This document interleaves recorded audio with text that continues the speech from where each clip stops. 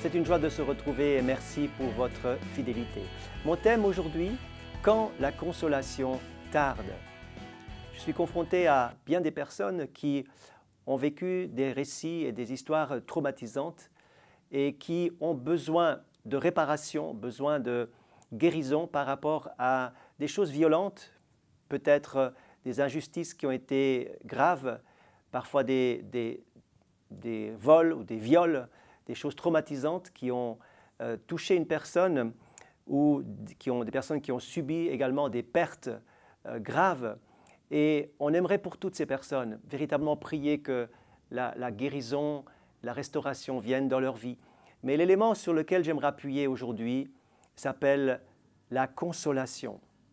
Et quelquefois, la consolation semble tarder, mais j'aimerais vous dire, la parole de Dieu est toujours là pour nous encourager à fixer nos yeux sur le Seigneur. Et il a parlé, justement, donné une parole claire et forte par rapport à ces situations que je viens d'énumérer. Vous trouvez dans l'évangile de Jean, au chapitre 14, la parole suivante, Jésus qui parle et qui dit « Moi je prierai le Père, et il vous donnera un autre consolateur, qu'il soit éternellement avec vous. » La première chose, lorsque vous avez subi des injustices graves, lorsque on n'a pas entendu ni reçu votre souffrance, que personne ne vous a tenu compte de ce que vous avez vraiment vécu, que personne n'a su vous rejoindre, j'aimerais vous dire que le consolateur divin, le Saint-Esprit qui va venir, le Saint-Esprit est le consolateur envoyé par Jésus, lui peut là où l'homme ne peut pas. Lui peut agir, lui peut toucher, peut rejoindre là où l'homme ne peut pas rejoindre, où parfois il est impossible de rejoindre quelqu'un dans sa solitude et dans sa souffrance. Lui demeurera éternellement avec vous. Le monde ne peut le recevoir, va dire encore Jésus, parce qu'il ne le connaît pas, mais vous le connaissez.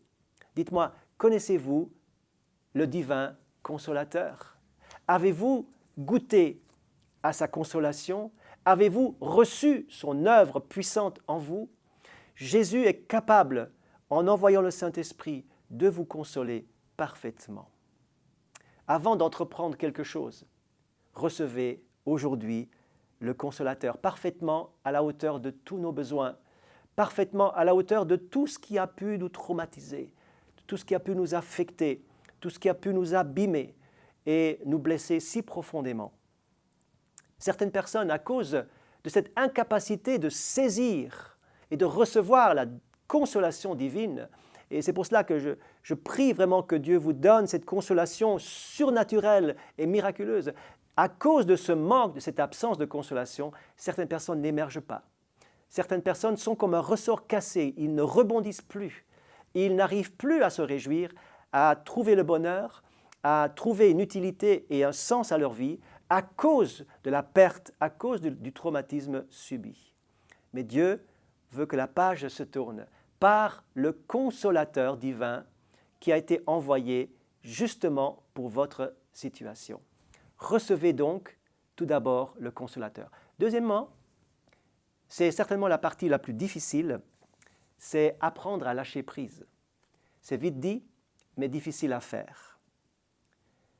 Et là encore, il nous faut le secours surnaturel du Saint-Esprit afin que nous puissions réellement lâcher prise. Je me trouve souvent dans des services funèbres devant des tombes avec la famille et des amis et il est tellement important de prendre acte de la séparation qui se fait, de voir le cercueil qui descend dans la tombe parce qu'il y a une coupure, il y a une séparation.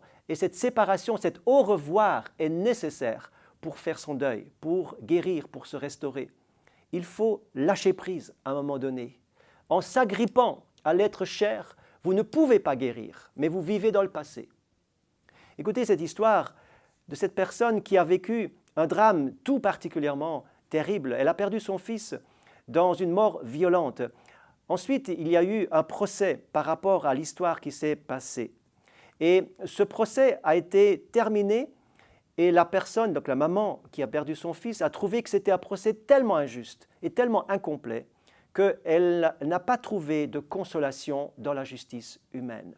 Et elle s'est accrochée à ce deuil. Elle a écrit au sujet de ce deuil. Elle a voulu que tout le monde entier sache combien elle souffre. Elle en a fait une identité. Ensuite, tant de personnes ont cherché à la rejoindre, l'encourager, passer du temps avec elle, mais rien n'y faisait. Personne ne pouvait la rejoindre parce qu'elle restait accrochée à ce deuil, à cette détresse, à cette souffrance, et cela pendant des années.